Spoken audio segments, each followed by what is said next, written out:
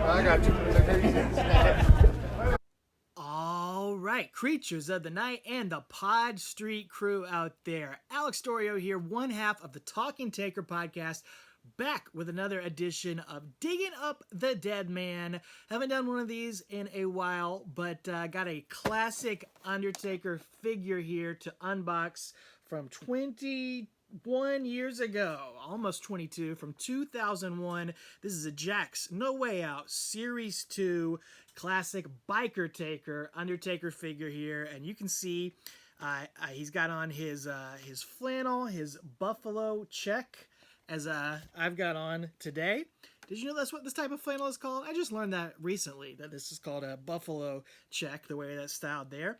I'm not quite wearing it like the dead man is, with the shirt all the way open. I guess I am, but I have another shirt on underneath it, because I don't want to show off what I've got underneath here, not like the dead man does here. But recently picked this up to add to my collection here, so I'm gonna open it up, unbox it, talk about it a little bit. Picked it up here in Greenville, South Carolina at my favorite local toy store, vintage toy store, the Toy Federation. Go check them out here in South Carolina if you are ever in town and you get the chance. $10, man, $10 for a mint on card vintage classic Undertaker figure. Man, you really can't beat that. Great deal. As you know, I am collecting a rogues gallery, if you will, a figure to represent every opponent the Undertaker faced on pay-per-view in his legendary career, as well as some classic Undertaker figures. You know, I don't go out of my way necessarily to hunt down classic Undertaker figures. I don't scroll through eBay.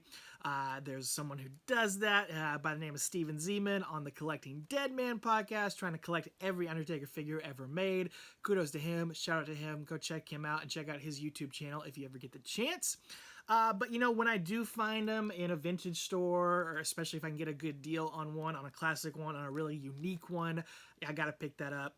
And that's why I added this to my collection.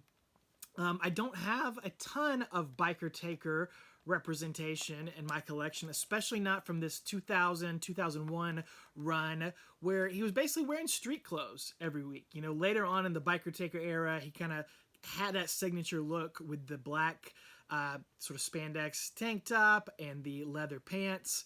That would be sort of what he would wear throughout his run.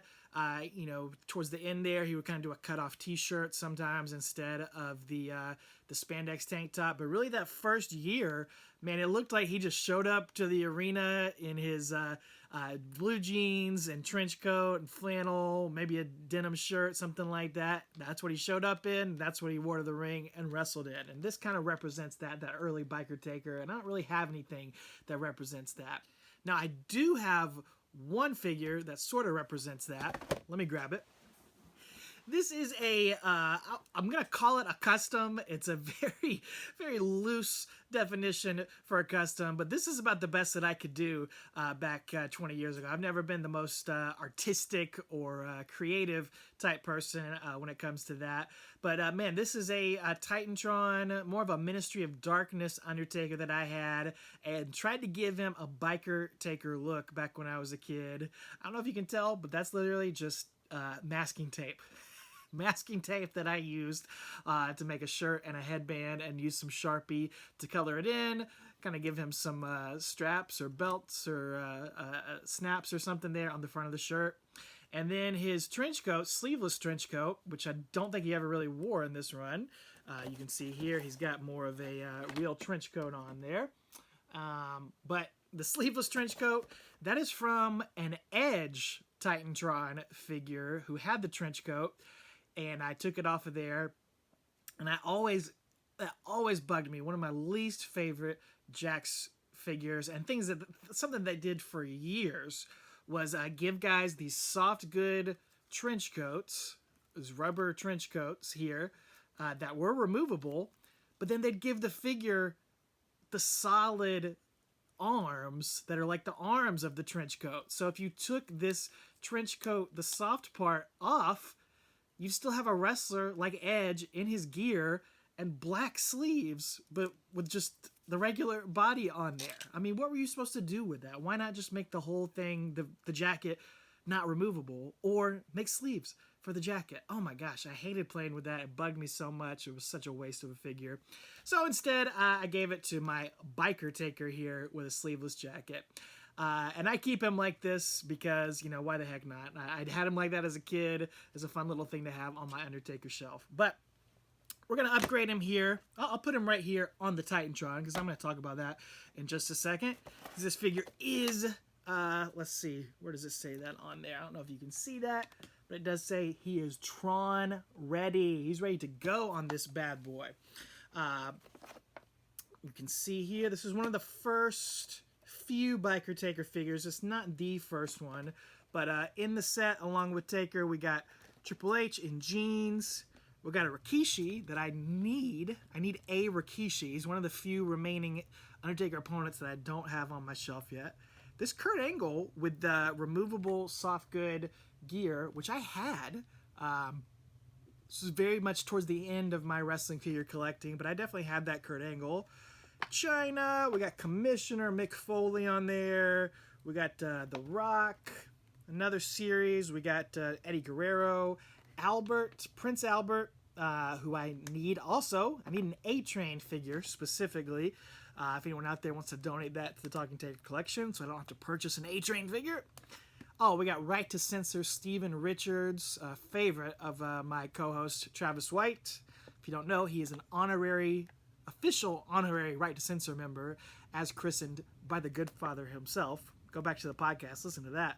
Raven, oddly enough, Travis's other favorite wrestler, Stephanie McMahon, and Perry Saturn. That's a nice set right there. All right, let's crack it open. No Way Out, Series 2, Undertaker, 21-year-old figure. We're going to let him breathe right here. And, oh yeah. Packaging. Oh man, this is awesome. I love this street gear Undertaker. Sunglasses almost fell out. Those will probably be immediately lost. They're so tiny and flimsy. They look more like, pretty sure these are like the Too Cool or Rikishi sunglasses that were given Undertaker here. But, you know, appreciate the effort. He definitely wore some shades back then. Got his baseball cap here, which he also wore on occasion. We'll put that on here in just a second. Oh, man. Again, same deal here with the freaking trench coat. That's the first thing I'm noticing. I don't know if you can tell, but you can see he's got the sleeves painted on, but the jacket part itself is removable here. If you unfold the hair, move it up, look at this. I'm not going to take it off because it would look terrible like that, but come on, guys. Come on, why do we have the sleeves painted on? Why can't the jacket itself just be removable? But otherwise, this is a great freaking Undertaker figure representation. You probably wouldn't have him wrestling like this in your Fig Fed because of the jacket, but this is the Undertaker that rides to the ring on the bike. Let's put his accessories on. He's going to come out there and confront Triple H, the McMahon Helmsley faction, DX, all that sort of stuff. Oh, and look at this. That hat is not fitting on there. I can kind of squeeze it on there, but even still, that ain't staying put, man. That hat was not made for this figure. He is not going to fit on there. Oh, no way. Forget that. But this is the Taker that rides to the ring. He's going to deliver some choke slams. He's going to deliver some tombstones. I don't remember if this represents a specific match or moment. It's not the initial appearance of the Biker Taker, but it's got to be within that range, and I'm sure he did wear something like this. Maybe one of the viewers or commenters can tell me exactly when this was, but I mean, I love the detail on the shirt. The face is, spot on. 21 years ago, that's still a great face scan. I believe this says on the box, this is the Real Scan. And it does a great job. And I love the hair. I love this long ponytail that Taker's got here. I just feel like that looks perfect. And not a lot of Undertaker figures have been made with that on there, that red hair ponytail. That's freaking great. He's got the earrings. He's got the Sarah tattoo, which you're not going to see a Taker figure made with that anymore. So that's definitely a relic of a bygone era, and I mean, he's shredded, he's ripped. I don't know if Taker's ever quite looked like that, but he's looking good in figure form there. And he is Tron ready. Sadly, my Tron is no longer functioning. This is my childhood Titan Tron, which I received Christmas of 1999.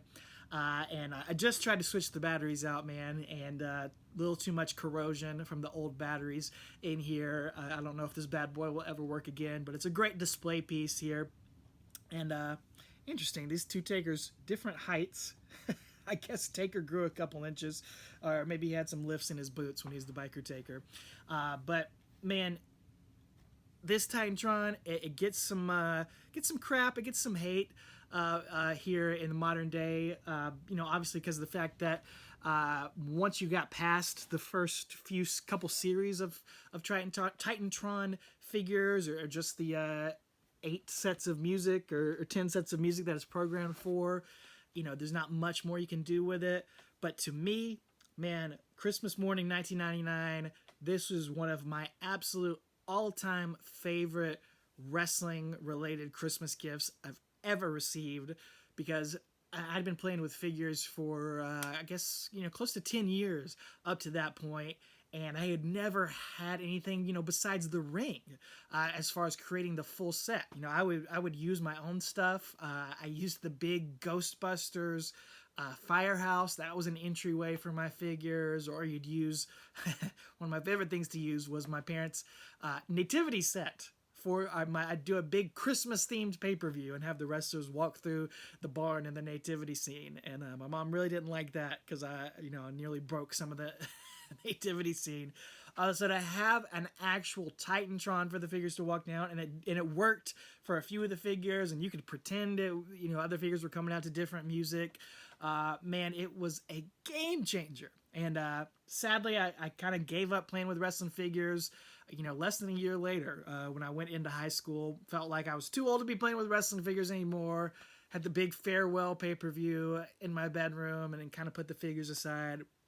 But I always still kept the figures and kept my love for them alive. Would still walk through the toy aisles and would still occasionally purchase one every now and then. And now here I am, 20 years later, 36 years old, and I got more figures, maybe... I won't say more than I ever had, because I used to have a lot, but I got just as many, about just as many as I've ever had here. So cool to add this one to my collection. Sad that he's not going to work here with the Titan Tron, but absolutely incredible Undertaker figure. He is going to look great on display. Let me know in the comments, did you also have the same reaction when you got this Titan Tron under your Christmas tree or later on? Did you have this particular Undertaker figure? Did you ever customize your old Deadman Undertaker into a biker Undertaker? Let me know in the comments. Make sure you subscribe for more unboxings like this. Go listen to the Talking Taker podcast, or watch it on this channel, but you can also listen audio form wherever you get your podcast. We dropped our December episode covering a different era of Undertaker, covered some classic 1992 WWF Superstars episodes in watch-along style. Great one to watch, to see me and Travis's interactions here in video form, but also fun to listen to. And who knows what we'll be back with next, what other vintage unboxings or new unboxings we got next. Be sure to check out the channel for all of that. And as always, take her easy.